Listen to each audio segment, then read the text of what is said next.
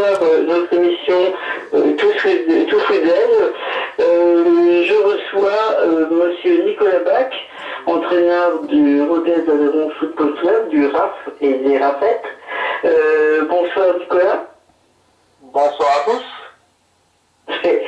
Alors, j'ai l'habitude de commencer par faire un petit peu un portrait de l'invité, mais j'aime bien aussi quand l'invité se présente lui-même. Et le mieux, je trouve, ce serait que vous puissiez peut-être vous présenter un petit peu à nos auditrices et auditeurs.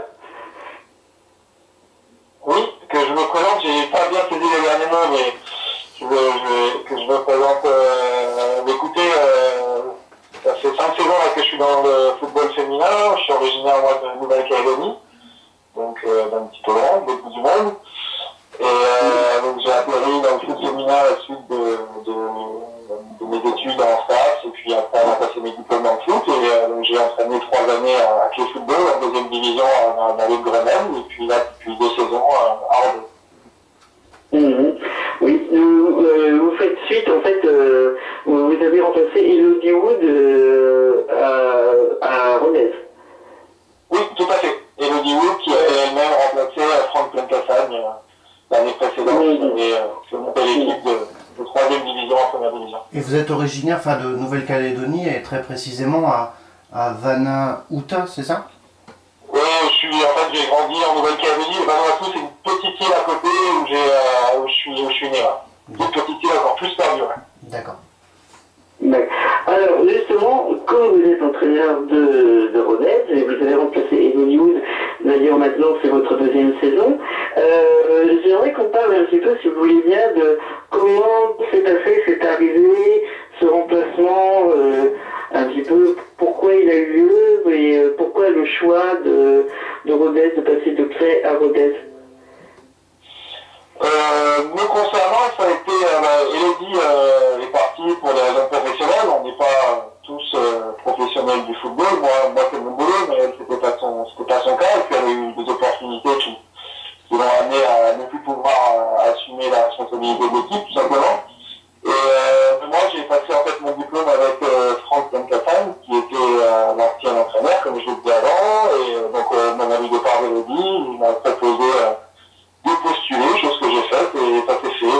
Pour moi, c'était une motivation de pouvoir rejoindre la première division, puisque j'étais en 2e division.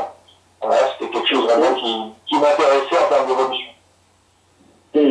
Alors, quand vous avez rejoint le groupe, c'est vrai qu'il y a eu, pour la première saison, peu de changements.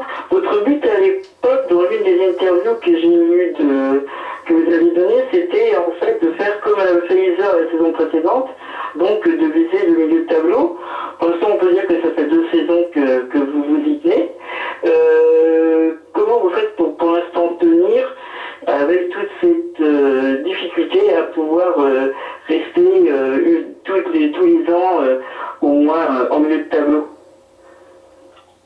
Écoutez, il faut absolument, lorsqu'on a un club comme Rodez, avoir d'autres forces que les moyens. Alors, on a le plus petit budget de la première division. On a donc très peu de moyens financiers, donc très peu de capacité à attirer des filles sur cet aspect-là. Donc on essaie de se battre avec d'autres armes. Et nos autres armes, c'est les doubles projets, les études, le boulot, c'est essayer de planifier, c'est la convivialité qu'il peut y avoir au sein du club, c'est un club très familial. Donc on arrive à se maintenir, on arrive à faire le projet qui serait difficilement plus ambitieux que la 6e, 8e place pour le moment, puisqu'il nous manque de moyens pour faire mieux. Mais donc grâce à un état d'esprit, grâce à tout un club qui tire derrière son équipe.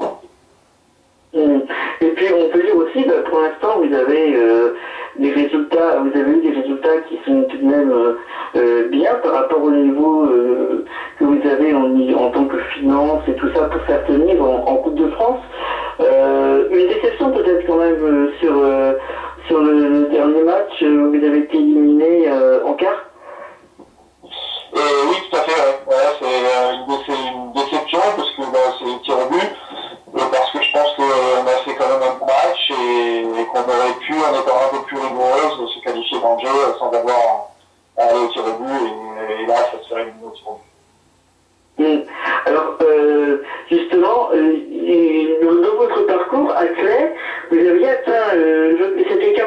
êtes déjà passé à Saint-Etienne. Vous avez perdu sur vous. Est-ce que Saint-Etienne doit être votre bête noire, seulement en coupe peut-être, au moins j'espère? En coupe, oui, parce que c'est vrai que j'ai eu 2 éliminations contre un côté de ma carte finale. Par contre, en championnat, avec Rodez, en tout cas, on n'a jamais perdu contre elle et on a même gagné 2 fois là-bas. Donc, bref, c'est une bête noire de coupe, mais là, le match là, le match du week-end dernier, on le fera toujours peut-être. Oui, parce que c'est justement, oui, en coupe, c'est vrai que c'était un petit peu dommage. Vous étiez à 2 doigts d'arriver à la demi, voilà. Et du coup, là, c'est vrai que par contre, en championnat, vous allez y retrouver quand même d'ici la fin du championnat en dernière journée. Ça risque peut-être, vu comment c'est serré entre les clubs, d'être en fait d'être le match qui va permettre de rester en première. Vous appréhendez comment cette dernière rencontre? Pour ne parler que c'est là pour l'instant. Je pense qu'on a un petit peu de temps déjà. Je pense qu'il y aura de l'eau qui aura coulé sous les ponts, surtout qu'on a un calendrier qui n'est pas très chargé. Oui. On va peut-être même un peu s'ennuyer d'ici là. Donc je pense que ce sera tout autre match, dans un autre contexte. Je pense que les 2 équipes seront maintenues et que ce sera un match pour une place en championnat, parce que je pense que l'équipe qui gagnera terminera devant l'autre. Mais voilà, ce sera un contexte complètement différent, quoi. Alors, comme je disais, c'est vrai qu'il vous reste, donc il reste encore 4 journées. Enfin, je dis il vous reste parce que c'est pas le cas de tout le monde, hein. Il y a une équipe à qui il ne reste que 2, on ne citera pas, et vous avez quand même 2 très gros à jouer encore. Vous avez Lyon chez vous, et après vous allez au PSG. Et comme je le disais, donc il y a quand même peu d'écart. Vous pensez gérer comment en fait cette fin de saison, même s'il reste un peu de temps avec les coupes et autres pour jouer ces matchs? Vous pensez gérer un peu comment votre effectif physiquement et mentalement pour pouvoir maintenir cette saison encore en D1, sachant que l'année dernière ça s'est joué à la dernière journée, il me semble. Oui, mais là, si on regarde un peu le calendrier, le classement et nos résultats, on est quand même vachement moins stressé là. Hein. Pour nous, le maintien, il est quasiment acquis. Hein. Il faudrait quand même un sacré concours de circonstances pour ne pas se maintenir en première division, sachant qu'on aura au moins 43 points. Donc, comme vous dites, la grosse difficulté, c'est de trouver des moyens pour garder tout le monde concerné avec le calendrier où il n'y a pas de match, quoi. Donc, bien malin, celui qui saura le faire, on va trouver des matchs amicaux, mais c'est sûr que ça ne remplacera pas la transition. Alors justement, c'est vrai que c'est la grosse difficulté de cette saison, c'est que le calendrier semble assez incompréhensible au niveau des dates, au niveau de l'ordre des matchs, des journées. Un avis particulier sur la façon de gérer le calendrier cette année, parce que même si c'est une Coupe du Monde, est-ce que le fait qu'il y ait une Coupe du Monde pour l'équipe de France et l'Algarve actuellement justifiait un tel chamboulement dans la gestion du calendrier de championnat et de coupe? Oui, c'est pas la compétition internationale moi, qui me gêne. C'est plutôt la Ligue des Champions. C'est la Ligue des Champions qui a tout perturbé et surtout, moi, ce qui me gêne, c'est que la Fédération française a en fait fait subir à l'ensemble des clubs de première division le fait qu'on en ait un en Ligue des Champions. Si on n'a pas de date de championnat en avril, c'est pas parce qu'il y a l'équipe de France, c'est parce qu'il y a la Ligue des Champions. Donc, qu'on compare l'équipe de France, au mieux, je trouve ça complètement normal. On a besoin d'avoir un titre international pour faire avancer le football féminin, donc il est tout à fait normal que Philippe Bergerot puisse avoir les meilleures dispositions pour préparer son équipe, mais qu'on ne pénalise pas la première division par rapport à la Ligue des Champions, alors qu'on n'a qu'un club ou 2 qui y sont. Ils doivent pouvoir eux s'adapter et pas pénaliser l'ensemble des équipes de la première division. Parce que c'est quand même assez nouveau de la part de la SFF de changer un calendrier pour un club français pour qu'il puisse essayer d'avancer dans la compétition de Ligue des Championnes. Jamais auparavant ça n'était aussi avantageux pour les précédents qui étaient les champions tels que Lyon, tels que Juvisy. Vous pensez que ça risque de devenir maintenant monnaie courante peut-être? Je sais pas, je peux pas, enfin, je peux pas préjuger de ce qui se passera, mais je sais que, en tout cas, c'est effectivement une pratique qu'on n'aurait jamais vue chez les garçons. Voilà. On n'aurait jamais vu ça, une option pareille chez les garçons, et je vois pas pourquoi on gère de façon différente chez les filles. Bon, après, vous savez, c'est un avis d'entraîneur qui fait de gérer son groupe. Maintenant, chacun son boulot, eux c'est le leur, donc voilà. On espère qu'ils sont dans le jeu. C'est sûr.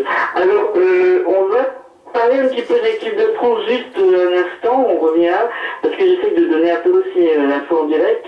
Il y a donc 6 minutes de ça, Eugénie Le Sonnard a marqué donc un but pour l'équipe de France sur un centre de Pierre Lagogès. Donc la France mène 1-0 à un gros un quart d'heure à peu près de la fin. Donc on parle un peu de l'équipe de France. Dans votre club, vous avez une joueuse de l'équipe de France dès moins de 20 ans, en fait, qui a fait les moins de 20 ans, qui est Fanny. Comment vous avez en fait récupéré Fanny pour faire la saison et comment vous gérez en fait ces demandes potentielles pour une équipe de France? Pas facile, bon, on l'a récupéré parce que elle voulait avoir du temps en bien, donc on cherchait nous latéral gauche une saison, donc c'était comme ça l'année dernière. Là c'est pas facile parce qu'elle n'est pas, comme toutes nos joueuses, elle n'est pas fausse. Donc elle a un employeur, il faut qu'elle se libère de son employeur, c'est pas tout le temps très facile, surtout que la télé tout le temps une semaine avant le rassemblement, donc imaginez un employeur qui apprend que l'employé va pas pouvoir être là la semaine prochaine, c'est pas facile. Après, bon, chacun a ses contraintes et c'est pas facile de tout lier, mais bon, elle a pu aller avec le festival, ça lui fout la tête. On est très contents pour les deux et on espère que pour elle, ça va bien se passer.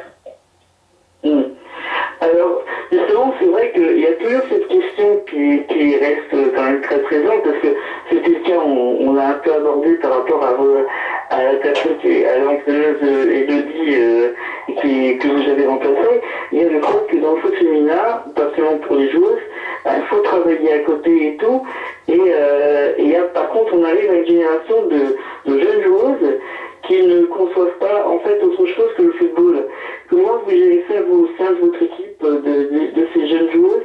Quel genre de conseils vous leur donnez dans ces cas-là pour une joueuse qui ne pense que devenir pro, donc c'est le seul objectif pour les petites jeunes, je parle en particulier? Écoutez, la petite expérience que j'ai du foot féminin, pour le moment, m'a toujours démontré qu'une joueuse qui n'a uniquement qu'un projet footballistique n'est pas dans les meilleures dispositions pour réussir.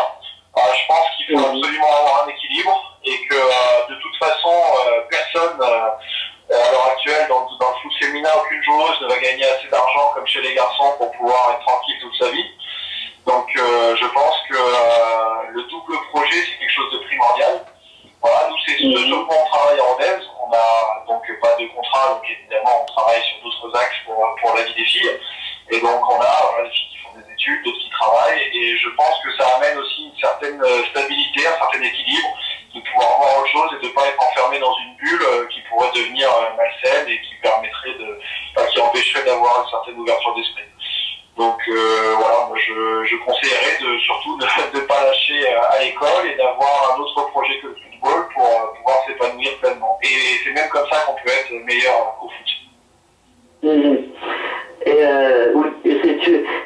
C'est donc le conseil que vous donnez à vos rafettes. Il arrive que certaines de vos rafettes, comme on les appelle, vous parlent de ce genre de projet ou de cette volonté de faire que du professionnel, ou vous avez la chance de voir des joueuses qui sont avec les pieds sur terre?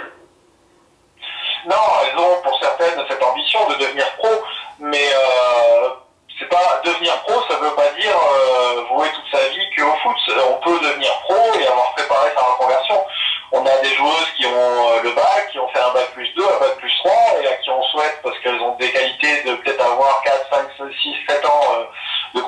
professionnelle. C'est le cas déjà pour des joueuses de Lyon.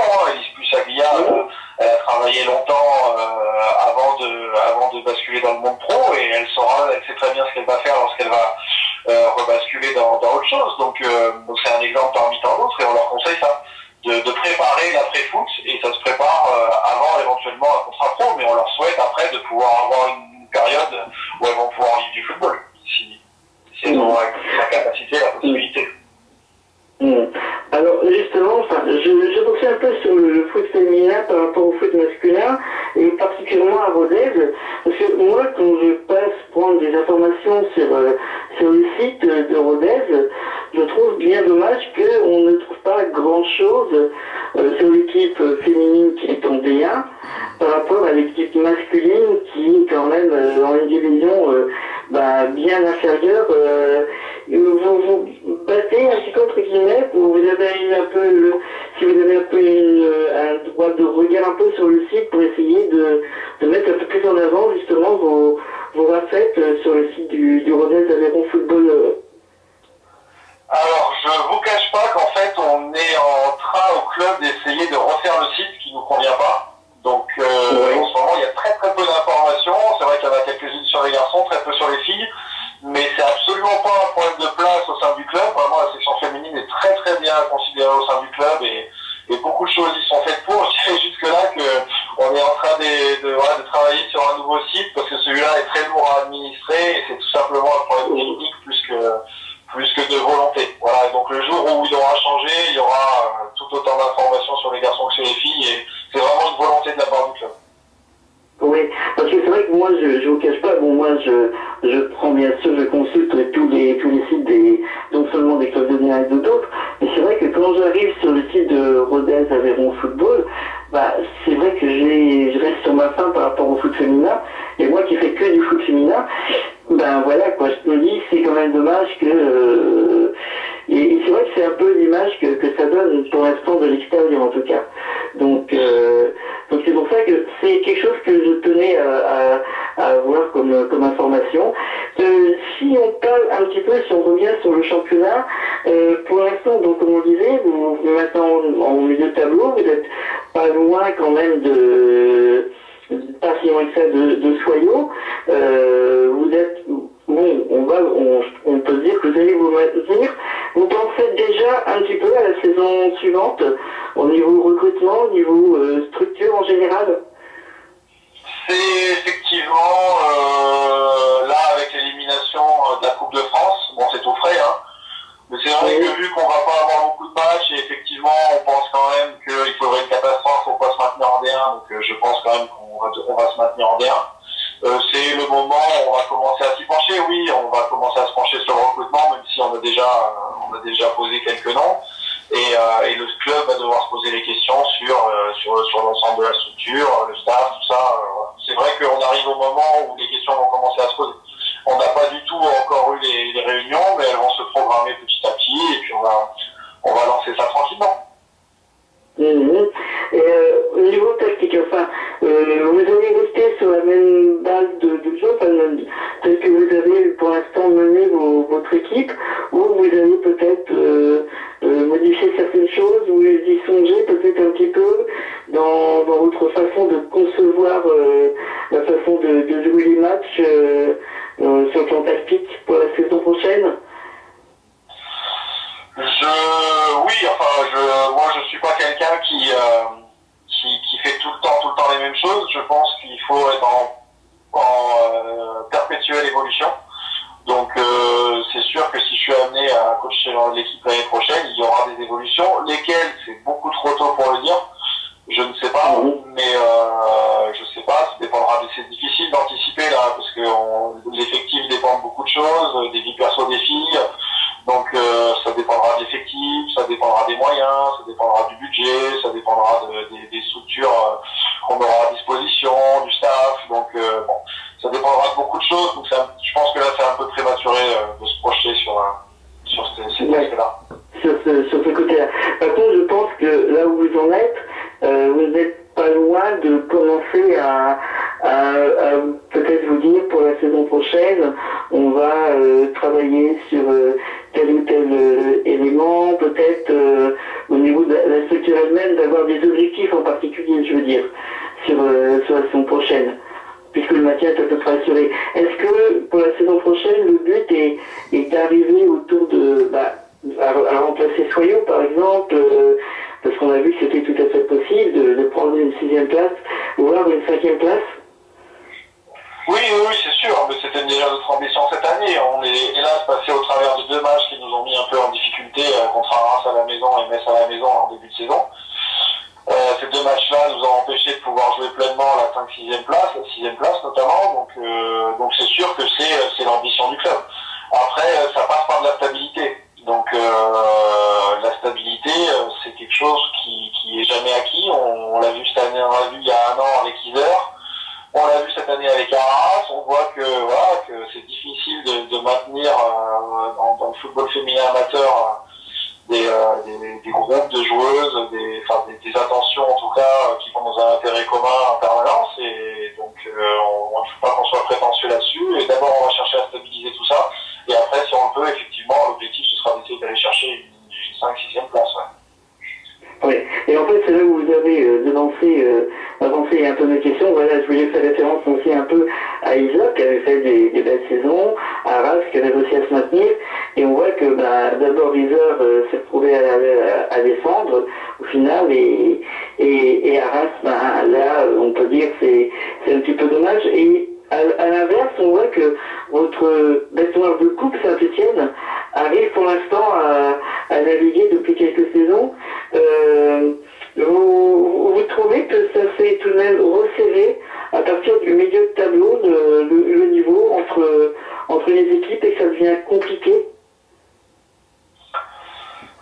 Pour le maintien en particulier, bien sûr.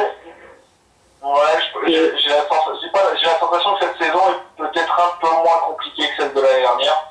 L'année dernière, il y avait uniquement Metz qui avait lâché. Les autres équipes étaient battues très longtemps pour leur maintien. Et Nain-Beaumont descend sur la dernière journée, là, il me semble, là, en profitant pas, Saint-Etienne en profitant du nul contre Montpellier lors de la dernière journée. Cette année, c'est vrai que Arras et ici ont décroché un peu plus tôt. Donc autant au milieu de tableau ça se resserre un peu, autant ça dépend des saisons, et autant cette saison je trouve que les équipes de bas de tableau ont plus vite décroché quand même que... Oui, c'est vrai que les 2 derniers actuellement du classement, le FF ici et Arras, c'est vrai, on est très vite décroché cette saison. Pour vous, par contre, c'est vrai que vous avez quand même plutôt bien mal, d'ailleurs vous avez fait des bons résultats face à ces 2 équipes.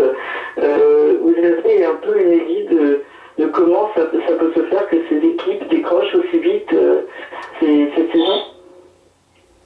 Je rejoins ce que je disais tout à l'heure au niveau de la stabilité. Je pense que c'est des clubs qui ont perdu des joueuses au fur et à mesure de la saison. Je crois qu'il y a une dizaine de départs, entre 5 et 10 départs des 2 côtés. Donc c'est pas facile de garder un groupe concerné, mais je pense que la clé est là. Et que comme c'était le cas à Muret et à Isère l'année dernière, et ça a été le cas pour les Nain-Beaumont l'année dernière, les 3 clubs qui ont perdu des joueuses et qui n'ont pas su garder de la stabilité, où il y a eu des problèmes en interne, sont les clubs qui sont descendus. Donc cette année c'est pas le cas pour Metz, mais pour les 2 autres c'est plutôt le cas. Donc voilà. Je pense qu'il y a cette notion de stabilité de l'effectif qui est très importante. Garder tout le monde concerné par un objectif commun, et dès qu'il y a des tensions chez les filles, c'est compliqué de garder l'intérêt collectif, quoi. C'est vrai que la stabilité, au plus haut niveau, ça a été démontré par Lyon, qui justement cette année sont encore dévorer encore plus vite et plus fort ses adversaires, et une équipe stable qui change très peu. Vous avez un avis justement sur le très probable champion de France de cette saison? Oui, mais c'est pas le même contexte. Si là, ici, à Arras, les filles étaient professionnelles, elles feraient ce qu'on leur dit et elles seraient pas parties. Donc bon, c'est un contexte complètement différent, mais j'ai effectivement beaucoup d'admiration pour ce qui est fait à Lyon au niveau de l'équipe féminine, puisque je trouve que les choix sont très souvent très justes dans le recrutement, dans les choix du staff, dans ce qui se passe sur le terrain, en dehors. Voilà, je trouve que moi club que j'ai toujours aimé. Déjà, j'ai commencé le foot en étant supporter de Lyon au début.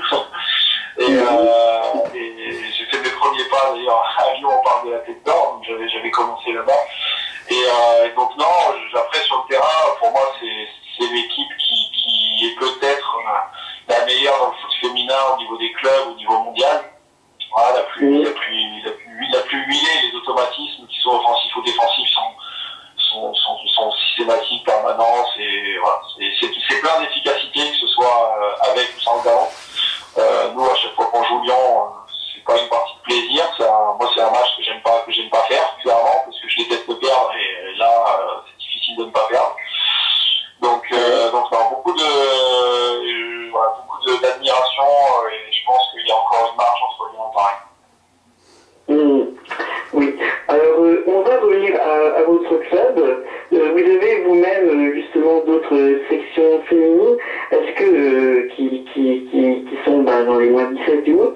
Est-ce que vous songez les intégrer peut-être un peu plus encore dans la structure de l'équipe de D1 pour la saison qui vient?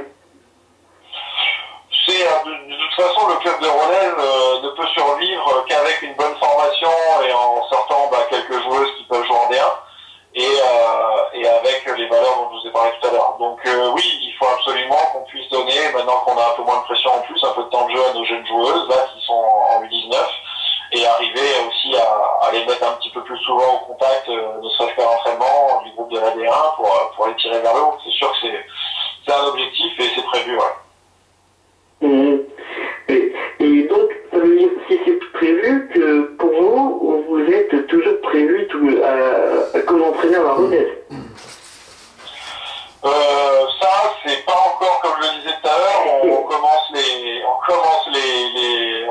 tout juste après le quart final là, qui nous a pas mal occupé jusqu'à ce week-end, à se projeter un peu sur la saison prochaine, après voir les réunions, tout ça. Donc bon, voilà, c'est pas à l'ordre du jour. Rien n'est fait dans un sens comme dans l'autre. C'est pas très très important pour le moment. Il faut travailler sur la stabilité du club au niveau de l'effectif, comme je le disais tout à l'heure, pas tomber dans les pièges qui pourraient amener une descente. Donc on va travailler sur la stabilité de l'effectif, de la structure, des moyens. Et après, je pense que ce soit le staff actuel ou un autre, Rodez devrait être armé pour se maintenir encore l'année prochaine. J'ai vu sur une interview sur un site, en fait, que vous n'excluez pas un retour en Nouvelle-Calédonie pour développer le football. Est-ce que... J'exclus rien, en fait. Que ce soit ça, c'est vrai que c'est mon pays et que c'est un projet qui, un jour, me tiendra à cœur.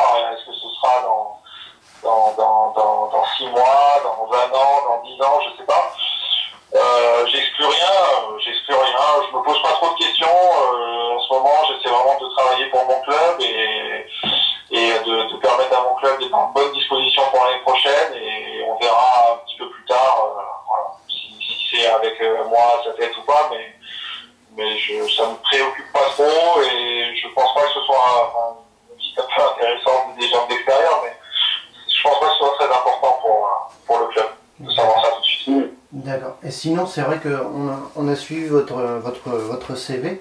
Vous avez été aussi en Isère au Clé Football et aussi à Grenoble, je crois.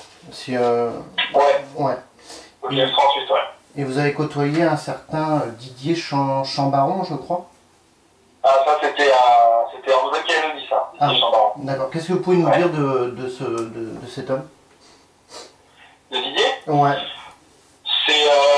Pour moi, c'est un peu comme, pas comme un mentor, mais c'est quelqu'un qui m'a guidé lorsque j'étais en Nouvelle-Calédonie sur plein de choses, qui m'a appris énormément de choses, et avec lequel j'avais une relation amicale très forte. Donc voilà, quelqu'un qui avait vécu pas mal de choses, beaucoup d'expérience, et dont je me suis beaucoup inspiré dans le fonctionnement, dans la méthodologie de travail, dans la rigueur, dans le dévouement, la passion de son boulot pour avancer. Et puis bon, hélas, on a dû séparer nos chemins là depuis 2010.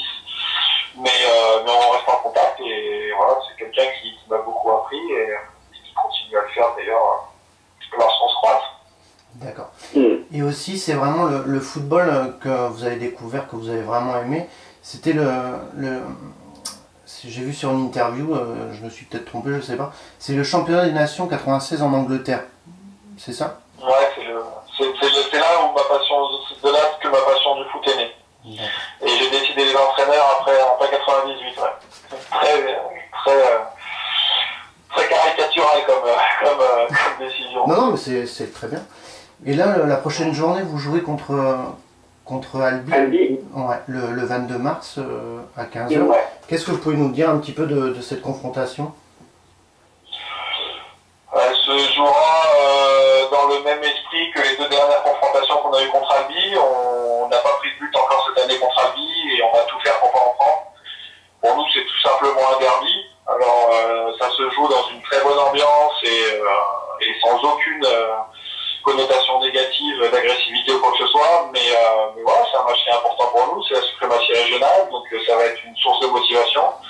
Et ça tombera bien parce qu'il faudra qu'on attaque par quelque chose qui nous motivera d'autant plus parce qu'on n'aura pas joué depuis 2 semaines. Donc voilà, je sais que j'aurai pas de souci à avoir les filles concernées. On ira à Albi pour proposer notre football actuel qui je trouve est de qualité plutôt bonne contre nos concurrents directs et pour chercher à s'imposer. D'accord.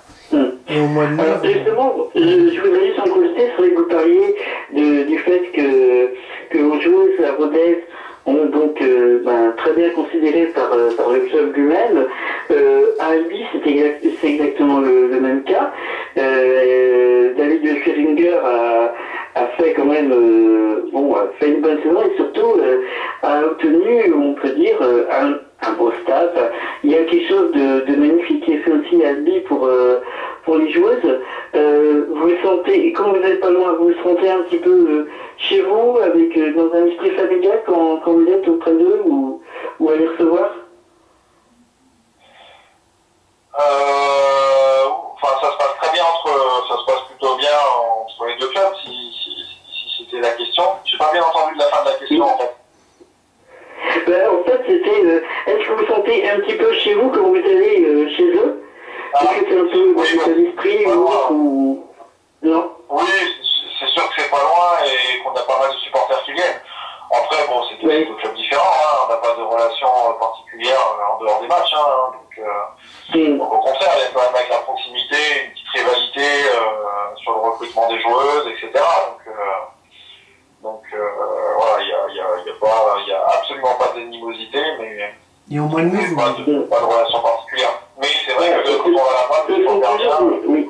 Ce sont toujours des beaux derbies en fait, c'est ça qu'on peut dire quoi. Ça reste. Pour ça, je disais un petit peu chez vous, quoi. Comme vous le disiez, c'est pas loin, vous avez votre public qui peut se déplacer. Vous disais, c'est un peu votre second jardin ou. C'est des beaux matchs. Oui, tout à fait. Oui, tout ça, c'est un avantage. C'est vrai que on doit être les deux clubs de la D1 les plus proches l'un de l'autre. Et c'est vrai que c'est un petit déplacement, ce qui fait du bien. Et puis c'est vrai qu'on a l'ensemble de nos supporters qui sont là à la fois à domicile et à l'extérieur. Et au mois de mai, vous affrontez le Paris Saint-Germain. Je crois que c'est le 3 mai. Qu'est-ce que vous pouvez nous dire un petit peu de...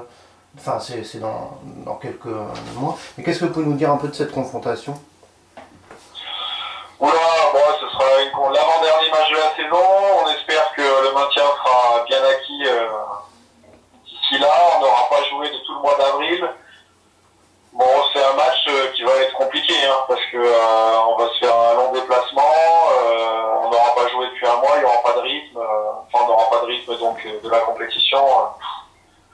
Je plains les équipes qui auront à jouer leur maintien sur leurs 2 derniers matchs, hein, parce que ça va être très difficile d'être concerné. Je m'attends absolument pas à un très grand match, parce que pour moi, les 2 équipes ne seront pas en capacité de faire un grand match. Alors, justement, là, il va y avoir donc peu de matchs, comme on l'a dit à plusieurs reprises. Vous avez parlé de matchs amicaux. Vous pouvez peut-être en profiter pour nous donner un petit peu des matchs qui sont déjà prévus, qui sont assurés, ou peut-être que c'est juste prévu sans confirmation pour l'instant. La semaine avant le PSG, on devrait normalement peut-être jouer Soyo. Voilà, c'est quasiment sûr même. La semaine avant Soyo, l'une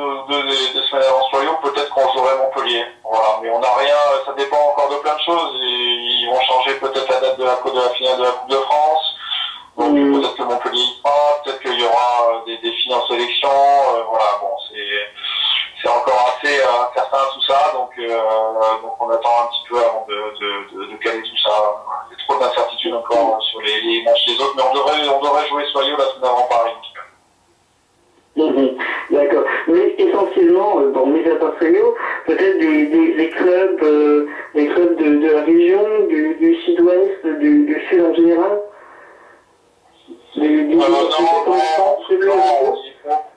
Non, on voulait des clubs de D1, on veut jouer des équipes de haut niveau pour nous préparer au mieux. Donc non, on aurait pu jouer tout. On a joué Toulouse pendant la prépa là, c'est une bonne équipe aussi. Mais bon, il y a quand même encore un écart entre la D1 et la D2, et c'est vrai qu'on préfère avoir des matchs, quitte à ce que ce soit un match amical, autant qu'il serve à quelque chose et autant qu'il y ait de l'intensité la plus proche possible d'un match de D1. Oui, c'est parce que c'est un peu pour ça que je disais, c'est que bon, il y a Toulouse, mais bon, il y a un bon club comme Nîmes qui sera probablement en D1 la saison prochaine. Bon, un peu plus loin quand même, il y a Marseille qui va probablement attendre une année de plus. Donc c'est pour ça que je voulais savoir si vous aviez un petit peu prévu. Moi, je pensais en particulier face à Nîmes, parce que bon, il semblerait que ce soit des adversaires de la saison prochaine. Et voilà, quoi, juste au cas où, comme ça. Sinon, pour vous, personnellement, vous disiez, donc pour l'instant, rien n'est signé encore avec Rodez. Vous avez des possibilités, des propositions déjà de d'autres clubs ou... Non, j'ai pas du tout de contact. Donc pour l'instant, ça reste probablement Rodez. Il faut qu'on se rencontre. Après, comme vous l'avez dit tout à l'heure, moi je peux faire plein d'autres choses. Je pas obligatoirement. J'ai fait d'autres choses dans ma carrière, donc je peux faire d'autres choses. Beaucoup de choses m'intéressent. Donc voilà, c'est à voir, mais pour le moment, je suis à Rodez et je suis sous contrat et c'est tout ce qui compte, quoi. Hein. Comme je l'ai dit tout à l'heure, j'y pense pas du tout, ça m'intéresse même pas tant que ça. J'ai pas eu de contact de toute façon et je me préoccupe que d'une seule chose, c'est de faire le meilleur travail possible pour que Rodez reste en D1 cette année, ça a l'air bien parti, et puisse se préparer au mieux pour être une bonne équipe l'année prochaine. Et juste, donc, dernière question pour vous. Alors, juste, avant d'ailleurs de la poser, je vais quand même donner le résultat définitif. La France a battu le Portugal à l'Algarve Cup 1-0, score final. Portugal, pays hôte de cette compétition. Donc ça, c'était pour l'info. Donc dernière question, est-ce que, en ce qui vous concerne, vous avez déjà commencé à vous projeter à quelques saisons de cela, dans quelques années de cela, et vous voyant toujours dans le foot féminin? Oui, me projeter, disons que j'adore, j'ai la chance de faire un boulot qui est aussi ma passion, donc j'espère pouvoir continuer, c'est vraiment une chance, j'espère pouvoir continuer le plus longtemps possible.